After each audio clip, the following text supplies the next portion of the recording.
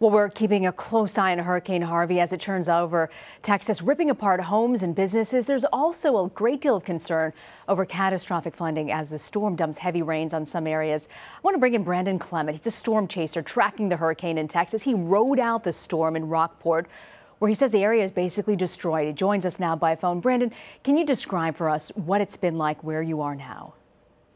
Well, right now I'm in Corpus Christi. We had to come back to Corpus Christi to get anything. Rockport is basically just leveled.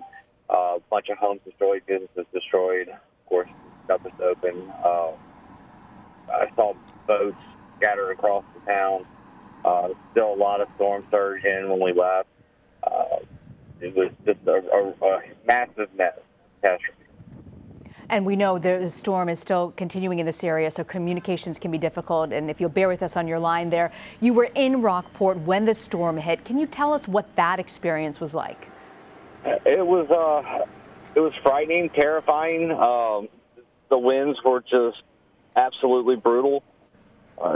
It was like a whiteout. Almost, I have to compare it to a blizzard. The visibility was zero. At times, the wind was blowing so hard it was picking up water off the ground, throwing it, and then rain mixed with leaves and tree limbs and street signs, roofs. I mean, you name it. It was coming through the air like missiles. You've covered numerous storms, Brendan. How does this one compare to the ones you've covered?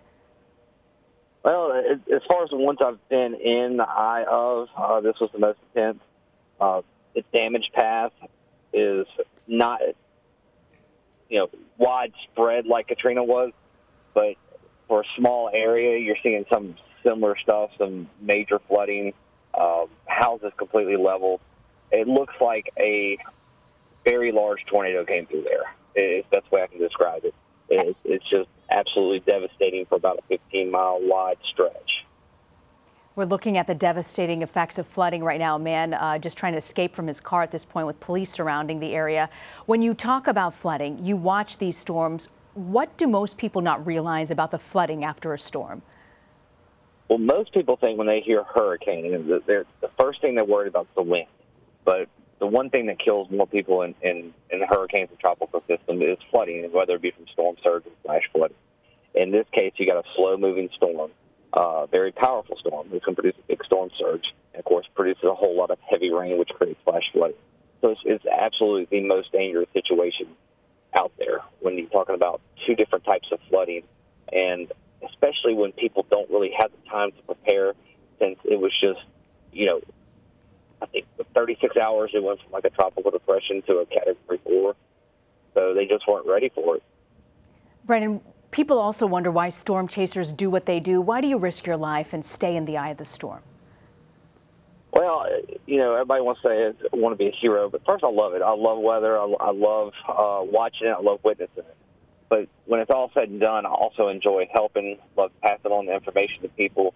It's really, really crazy to see the outreach coming back towards me on this.